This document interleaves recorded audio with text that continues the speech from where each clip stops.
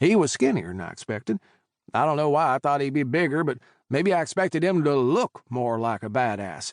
He was tallish, a little over 6 feet, with kind of spiky brown hair, a couple days' worth of beard, and glowing purple eyes. Okay, that looked badass. I needed to see if Skeeter could rig up some contact lenses that would glow in the dark or something. He was dressed all in black, a long-sleeve t-shirt, black jeans, and black Doc Martens. I approved of his footwear choice. I liked my motorcycle boots better for my line of work since the rubber soles are better for blood-soaked floors, but Doc's were good, too. "You look good for a guy your age," I said. "What's her secret?" "I moisturize," he replied. "You're that guy from Georgia, right? The hunter?" I raised an eyebrow, and he continued. "Giant with a hick accent, ponytail halfway down his back, and a fuck-ton of tattoos shows up in a vampire's apartment, and there are only a few options. And since Luke hasn't pissed off any biker gangs lately, you must be the Southern Regional Hunter." "Former Southern Regional Hunter," I clarified. "I got fired. Rob Brabham. Call me Bubba." "I'm going to call you an ambulance if you don't tell me why you're snooping around my uncle's apartment in the middle of the night." "Well, that's a step up from turning me into dust bunnies, so I'll call it progress," I said. "Your boss, Pravesh, hired me to find your uncle and bring him in before he kills somebody. Or a bunch of somebodies, if history serves as any example." "Call her back and resign," Harker said, the glow in his eyes dimming a little, but not entirely. The spheres of purple light around his hands did fade into nothingness, so I felt like getting blasted through a wall was less imminent. Maybe I'd even have a chance to get a shot off before he blew me in the next week. "Can't do that," I replied. "My team needs the cash. Besides, hunting monsters is what I do. You think I'm going to give up a chance to chase down Dracula?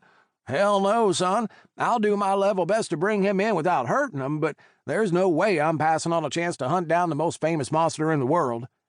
"Pretty sure I can make you pass on it," the trim man said, and his eyes brightened again. "You're welcome to give it a shot," I said, a grin twitching the corners of my mouth. I'd wanted to try myself against this dude since the first time I heard about him, and I could tell by the expression on his face that he wanted the same thing. "Oh, Jesus Christ, will you two put them away and zip it up?" The voice from the door froze me as my hand was drifting over to yank Bertha from her shoulder rig and see how Mr. Magic Eyes felt about a .50 caliber enema. I looked past Harker to the gorgeous blonde standing in the doorway of the apartment, glaring at both of us. Next to her was an equally attractive black woman who looked equally pissed off. It seemed that our better halves had shown up to talk us into our better senses. I straightened up and dropped my hands back to my sides. Harker's glowy eye thing winked out like a switch was flipped, and he turned around to face the woman at the door. "I'm guessing the blonde is yours?" he asked. I'm not stupid enough to use those words out loud, but yeah, Quincy Harker, meet Amy Hall, my fiancée, and the newest employee of the Department of Homeland Security. It hadn't taken Amy more than a day of talking with Pravesh after we got our temporary agent status for her to convince a regional director that somebody needed to look after DHS's interests in Georgia, and that she was that somebody. I knew that look after their interests was code for keep Bubba out of prison, but if it got us health benefits, I was good with it. Emergency room visits are expensive, and in our line of work, unavoidable.